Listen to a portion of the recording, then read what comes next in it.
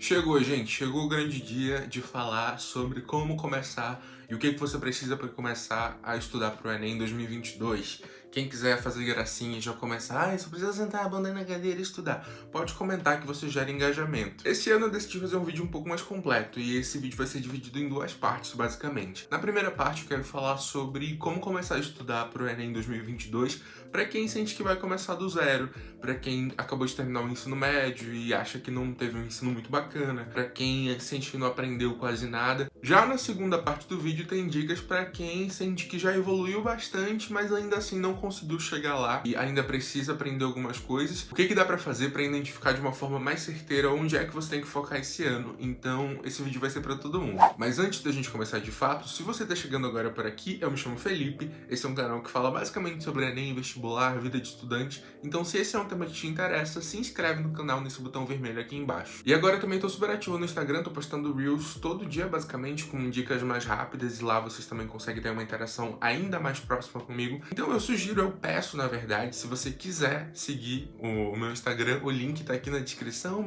e também tá aparecendo aqui na tela, é @FelipeRabelo, só que no lugar do primeiro tem um 3. Primeiro passo para quem vai começar a estudar em casa para o Enem 2022, você precisa separar o teu material. Qual é o material que você vai utilizar? Não tô falando de caneta, caderno, calma aí. Eu tô falando de material de estudo. Você vai estudar por livros, você vai estudar por apostilas, você vai assinar uma plataforma. Que material que você vai utilizar? Por que é importante decidir isso? Lógico, você pode trocar no decorrer do ano, mas não é bacana que você comece a estudar sem isso definido, porque senão você começa a fazer a apostila de um determinado lugar e quer seguir aquela linha de raciocínio, daí pega uma prova daqui, pega uma prova dali, assiste uma aula de um canal, assiste a mesma aula de outro canal. Isso vai te atrapalhar, porque você não vai conseguir ter uma linha específica para seguir. Para quem não vai assinar a plataforma de cursinho online, existem vários livros aí na internet em PDF que você consegue baixar, que tem os assuntos que caem no Enem. Daí você consegue estudar por meio dos capítulos desses livros, tem cronogramas também prontos na internet que você consegue utilizar e adequar com o material que você tem. Então é importante que você sente um momento, no primeiro momento, e defina isso. Qual material, o que você vai utilizar para conseguir aprender as matérias. Em relação a exercícios, a questões, é um pouco mais livre, porque aí você pode pegar provas antigas do Enem, você pode simplesmente jogar o assunto no Google e procurar exercícios sobre aquilo, porque aí você consegue fazer. É até bom que você faça exercícios variados sobre os assuntos que você vai aprender melhor. A segunda coisa é em relação à organização. Eu acho que a primeira coisa que você tem que definir é o horário que você vai estudar, porque é muito importante para você criar o hábito de estudo, para que não se torne um fardo para você sentar para estudar, você precisa criar esse hábito. Então é bacana. Tudo bem, existem várias realidades. Talvez você tenha que, por exemplo, na segunda estudar de manhã, na terça estudar de noite, mas tenta definir mais ou menos o horário que você vai fazer isso, para que isso se torne um hábito. E se você está realmente começando do zero, se você tem que aprender tudo, revisar tudo, se você tem um cronograma de estudos para seguir, siga esse cronograma, porque os cronogramas eles ajudam nesse primeiro momento, porque eles impedem que você estude muito um determinado assunto e não estude nada de um outro assunto que também é importante. Mas não necessariamente você só vai ter acesso a um cronograma se você assinar uma plataforma ou se você comprar um cronograma de algum lugar na internet. Você também consegue, por exemplo, se você for estudar por livros, o livro ele geralmente já é dividido em uma sequência lógica dos capítulos. Então é só você definir o horário. Então, por exemplo, na segunda-feira de manhã eu vou estudar Química e História. De acordo com os materiais que você escolheu para estudar, você consegue ir seguindo a sequência lógica desses materiais e isso já serve como direcionamento que o cronograma te daria. Terceira coisa para quem vai estudar em casa para o Enem 2022 é faça provas antigas do Enem. Você não necessariamente precisa fazê-las como simulado nesse primeiro momento.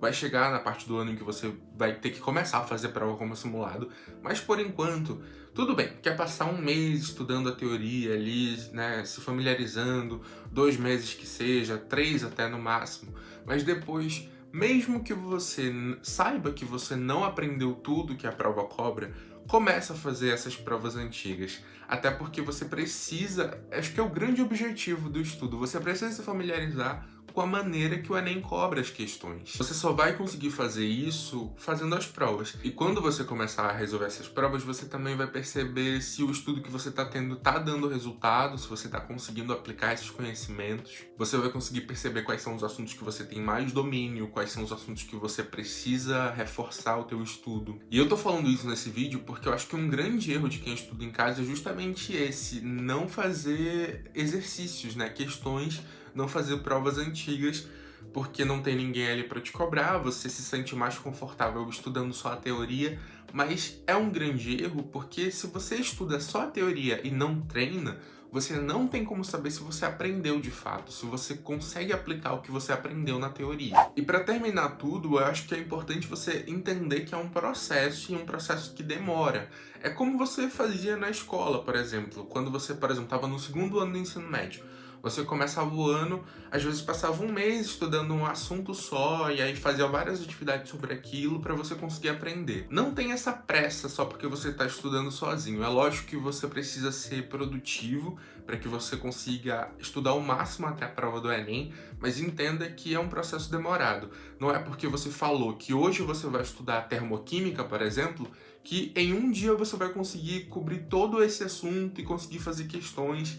Entenda que é um processo mais demorado. Entenda também que mesmo que você organize da melhor forma os seus estudos, é normal ter esses altos e baixos. É normal você achar que você vai conseguir terminar tudo em uma semana e precisar de mais tempo para entender completamente aquele assunto. O importante é que você faça as coisas de verdade. Não é porque você não tá num cursinho que você, meio que tem ali aquelas regras e aquele direcionamento que você vai se enganar, que você vai passar por um outro assunto sem ter aprendido o anterior e vai achar que tá tudo bem. Você que tem que ser a pessoa que vai te controlar, que vai te guiar por onde você ainda tem que estudar, então seja sincero e seja verdadeiro. Agora falando pra galera que já tem mais experiência no vestibular, mas ainda falta.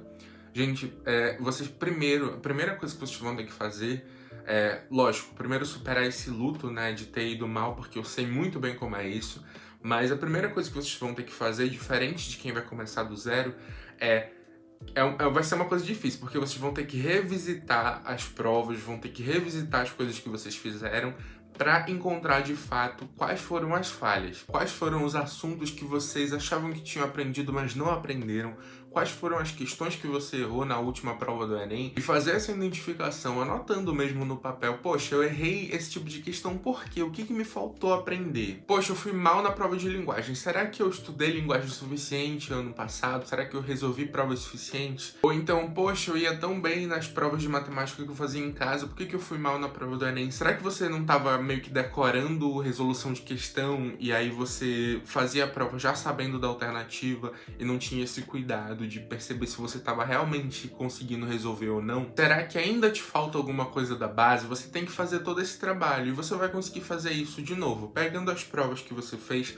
tanto as provas do Enem 2021, quanto alguns outros materiais que você fez de resolução de questão, para ver o que faltou. Depois que você tiver isso em mãos, aí sim você estrutura um estudo onde você vai conseguir aprender essas coisas que você identificou, volta a fazer provas antigas e provas de outros lugares também, não só as provas que você já fez, que você já conhece, para ver se o estudo teve resultado, se você tá conseguindo acertar mais, e aí a partir daí, quando você estiver nesse ponto de estar acertando o que você precisa acertar, é muito treino. Não tome isso como garantia para a prova do Enem, você tem que se manter treinando até o dia da prova, e nesse caminho você vai encontrar questões com assuntos um pouquinho mais específicos que você ainda não estudou e vão servir de guia para você estudar essas coisas, e isso tudo vai fazer muita diferença na prova do Enem 2022. E é isso, gente, eu espero muito ter ajudado de alguma forma com esse vídeo. Comenta aqui embaixo o que você achou, comenta aqui embaixo se você já começou a estudar para o Enem 2022, comenta o que você quer fazer diferente esse ano, deixa um like no vídeo se gostou do conteúdo, eu vejo todo mundo no próximo vídeo e tchau!